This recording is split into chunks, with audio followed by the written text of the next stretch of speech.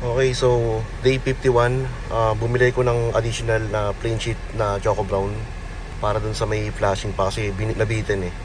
So ayan, hatid ko lang muna sa bahay. It's 12 p.m. Okay, so day 51. Today is Sunday. Tanghali pa lang, 12:26 in the afternoon. So hinatid ko lang yung plain sheet para pang dagdag dito. Saka dun sa may side sa flashing. Ayan, halos kagigising ko lang. Ang mga hardware is half day lang. So buti nakahabol. Nakabili pa. Ayan, so ang ganda na ng bahay. Masilya na rin dito. Ayan. Okay, so mamaya uli.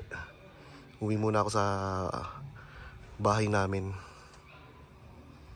Balik na lang ako dito ng mga afternoon.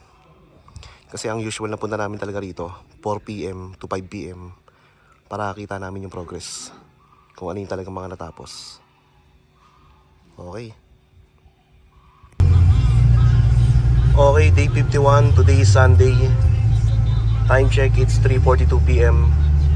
So, papunta na kami ng bahay pero bili muna kami ng McDo pang merienda ng mga workers.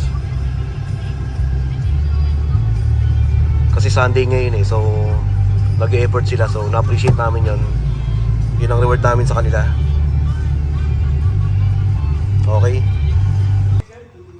Okay, day 51. Ay. Merienda muna sila. Ayan.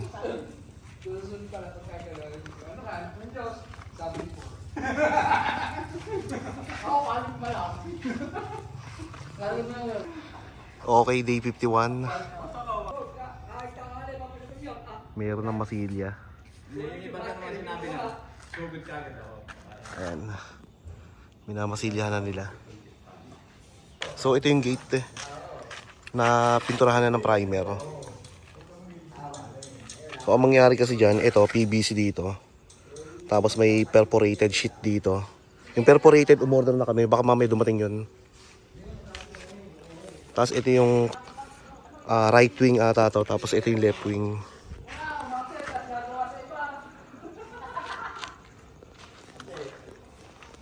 O, check natin sa loob.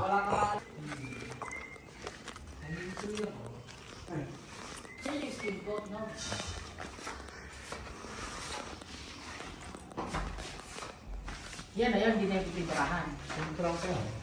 Oo, ano yan? Primer pa yan. Pa-primer na po. Hindi na tulad dati na pinupuruhan Di ba dati pinupuruhan? So ayan, ang ganda na. May primer. Magpupuruhan. Pupuruhan mo, semento, ba tayo magagas semento, tapos tumunod dito. Hindi, reklam na dyan. Oo.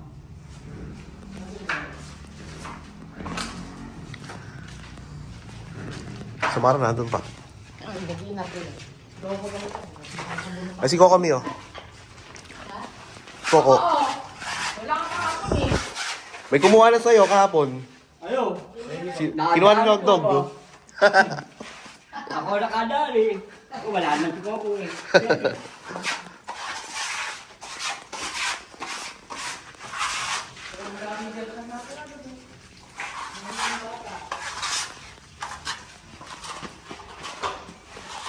Si Coco pa naman nagsabing pasalubong. Siya nawalan. Hindi ka papasok.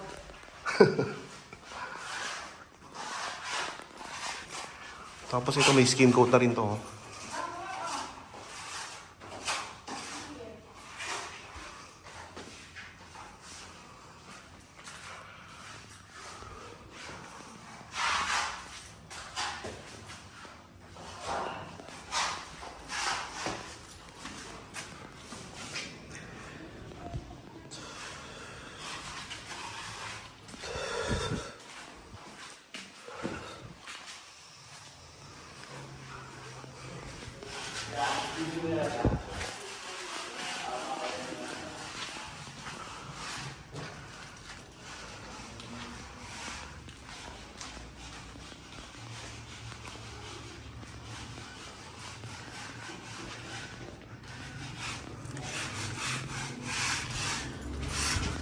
So, ito yung pinapalitada ngayon.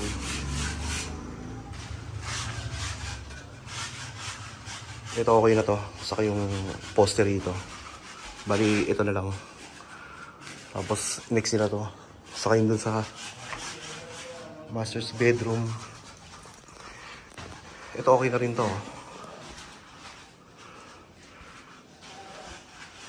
So, ito pa. Ito, skin coat na lang to.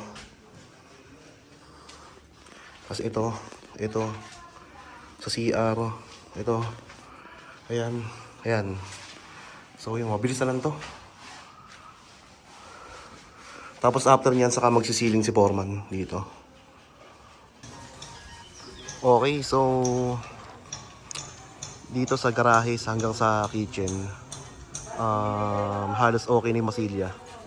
So after ng masilya, ipa-primer pa yan. After ng primer, saka pipinturahan yung pinakakulay niya talaga.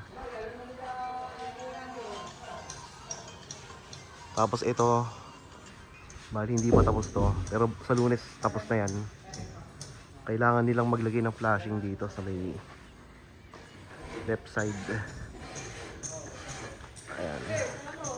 Ang diskarte pa letter L, tapos isususok nila ron sa cupping nung dito sa house na to. Pero okay lang naman yan, wala namang restriction doon. Importante hindi tutuloy yung tubig pag umulan. Tapos may masilya na rito.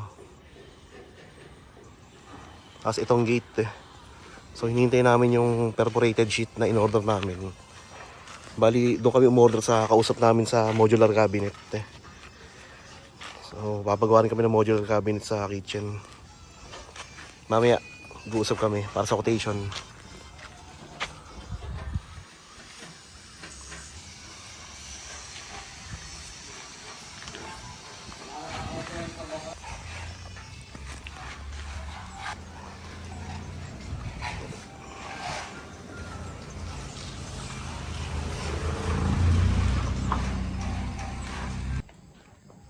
Okay, so dumating na tong perforated sheet. Ito yung ikakabit sa gate sa may harapan. So stainless to, hindi na yan pipinturahan. Tapos ito yung modern kitchen sink. Pina-open ko na kay foreman para ma-receive na namin. Sa Shopee kasi to. Bali ang bili rito 6,000. Tapos yung perforated, 3 sheet yon, 3-4 ang isa, so 10-2. Bali yan siya, ina-assemble pa. Mahal kasi nito sa mga sa mga Wilcon, sa mga physical store, nasa 20 plus. Pero si Shopee lang, 6K lang. Okay. Okay, so continuation ng day 51. OT sila. Minabadali na ni Master Foreman. Ayun! Thank you, Nog. Okay, that's it for day 51. Gabi na.